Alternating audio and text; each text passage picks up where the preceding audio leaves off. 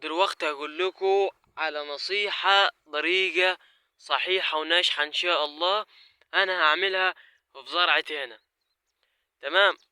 قبل ما اقول لكم على الطريقة ما تنسوش تشتركوا في القناة عشان يوصلكم كل جديد. اول هام اقول لكم على طريقة اللي هي بتسمى الخميرة بالضبط، يعني طريقة اللي هي بتسمى الخميرة. دلوقتي انت لو عندك قمح زي ده، عندك قمح بالطريقة دي، واللي جاره هنا حلو واللي هنا مش فايقين بالشكل اللي انتوا شايفينه ده. شايف القمحية قد ايه؟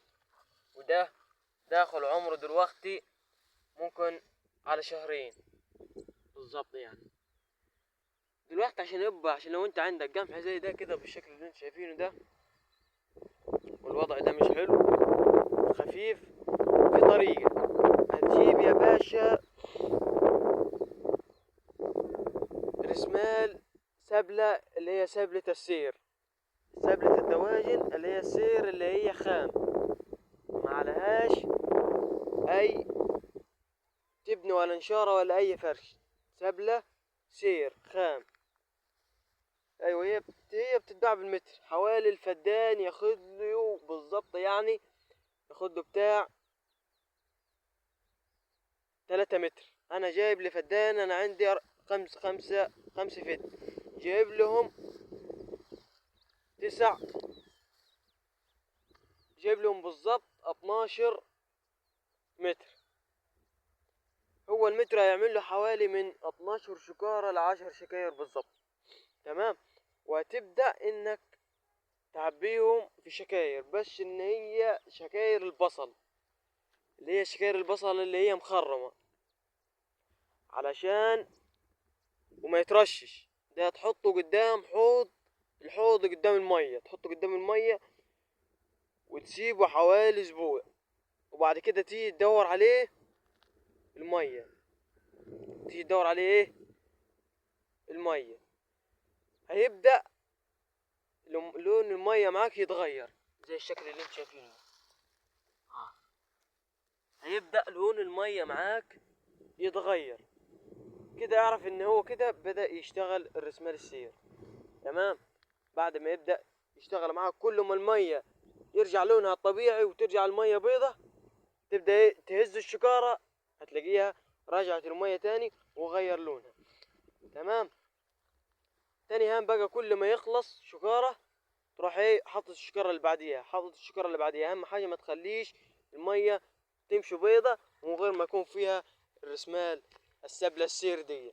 بتجيب من عند اي واحد عنده دواجن، بتقول له عاوز سبلة سير، هو بيبيع لك بالمتر، وانت تجيبه تعبيه في شكاير وتحطه في الغيط تحت المية بالشكل اللي انتوا شايفينه ده. طبعا انا لسه بجرب دلوقتي اول الطريقة، يعني لسه الطريقة لسه مجربها دلوقتي، اول حاجة الطريقة لسه دلوقتي مجربها لما لقيت القمح عندي عامل كده. تمام.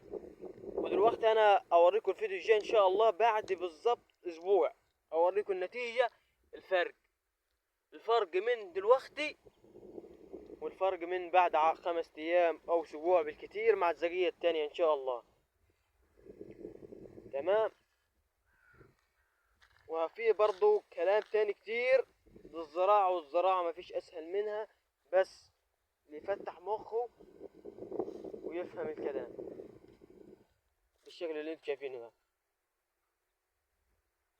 طبعا دي مساحة لحد البيت اللي شارقة هناك 5 فد، 5 فد بالشكل اللي انتوا شايفينه ده. طبعا احنا عندنا هنا على حسب الارض اللي انت فيها، طبعا احنا عندنا هنا ارض صفراء، في فرق في ارض طينة وارض صفراء بالشكل اللي انتوا شايفينه ده. لو القمح بتاعك عامل زي كده، لو انت ملاحظ هنا القمحات دول ما شاء الله عليهم، ودول اللي في النص عشان كتر مية بالشكل اللي انت شايفه ده. طبعا هنا المية لسه ما ملتش الصرابة بالشكل اللي انت شايفينه ده.